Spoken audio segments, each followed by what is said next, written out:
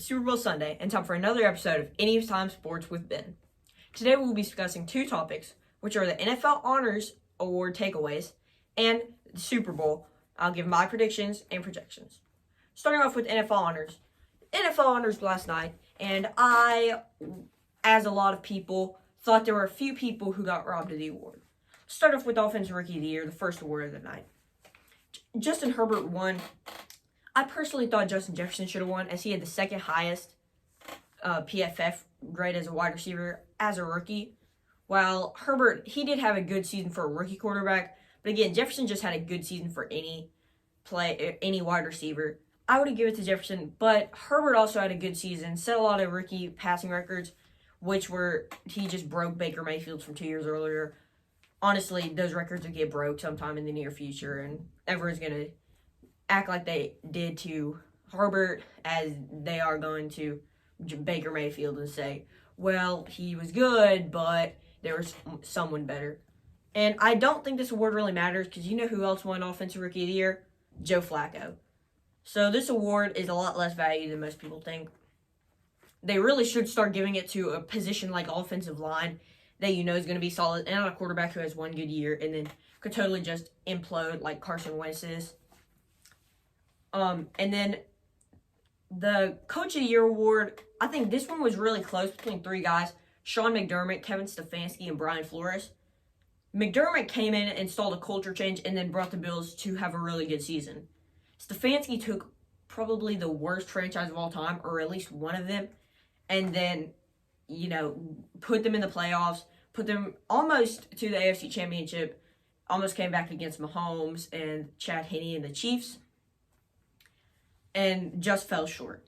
And then Brian Flores took a team who most people thought would go 4-12 and just have a really terrible season, and took them almost to a playoff spot, and in any other season probably a playoff spot. But there were just so many good teams in the AFC this year that he couldn't do it. The biggest snub by far, and who most people realize it is TJ Watt.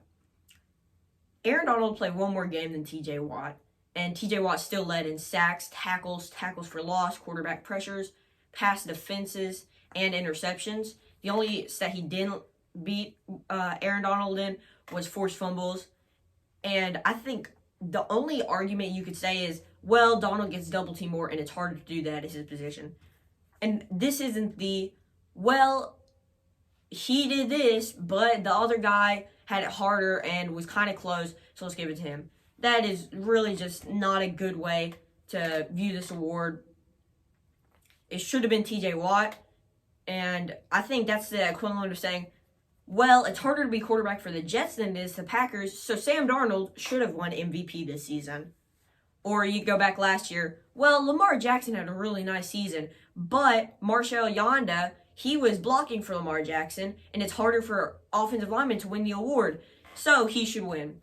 The whole NFL really seems to have a love affair with Aaron Donald, where they all just want him to win over and over again, and it just gets really old really fast.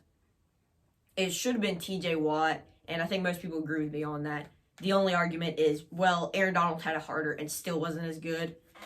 So stop being argumentative and saying if he has it harder and he's double teamed more, he should win, and just give it to who performed the best under any circumstances. Finally, we'll be talking about Super Bowl today.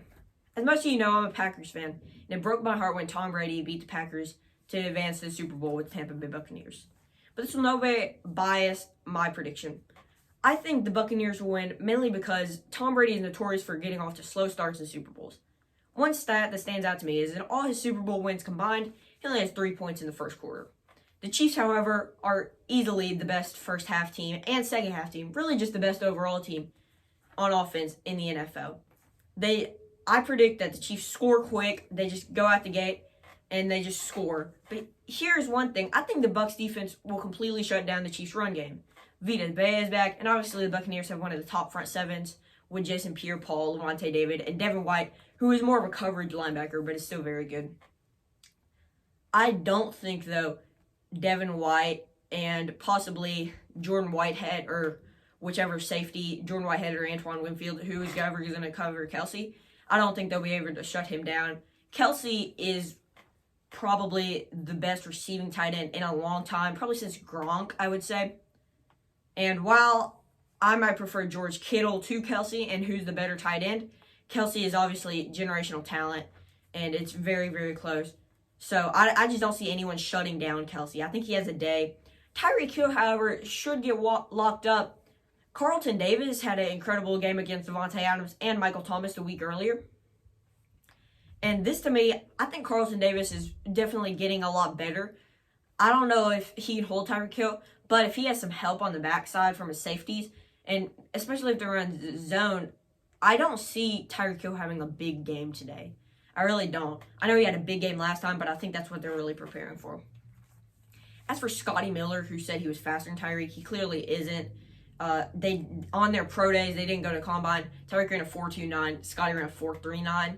They're both very fast. They're both NFL players, obviously, faster than you or I. But I do think Tyreek's faster. And I do think Scotty Miller gets absolutely shut down by whoever is covering him.